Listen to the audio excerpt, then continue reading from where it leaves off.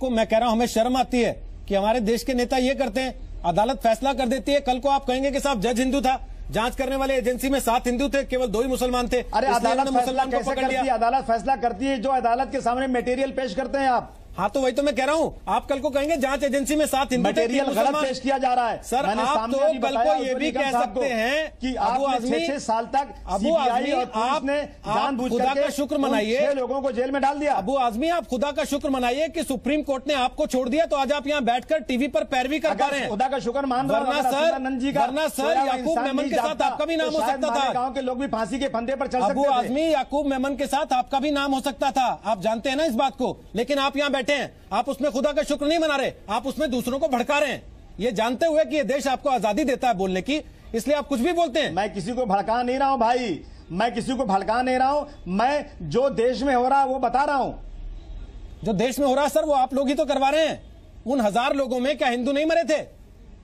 वो नहीं दिखते आपको?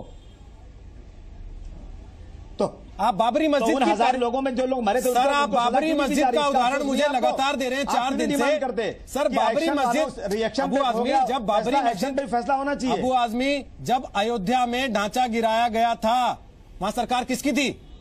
कभी आपने कहा मुलायम सिंह के खिलाफ कार्रवाई कीजिए, कल्याण सिंह के खिलाफ कार्रवाई कीजिए? बोला आपने कभी?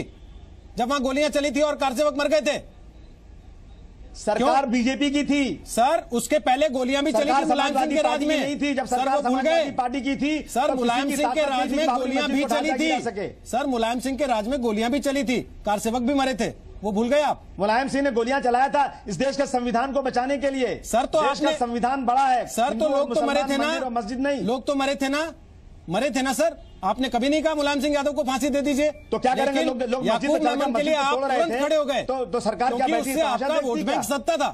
याकूब मेमन के लिए आप फौरन खड़े होते हैं क्योंकि उससे आपका वोट बैंक स्ट्रांग होता है। जी नहीं, समाजवादी पार्टी के अंदर संविधान बड़ा है। संविधान को बचाने के लिए मुलायम सिंह यादव जी ने, हमारे नेताजी ने गोली चलवाई थी। सर समाजवादी पार्टी के संविधान और देश के संविधान में क्या क्या हुआ है उस पर जाने की जरूरत नहीं है, उस पर चर्चा करेंगे तो बहुत समय निकल जाएगा।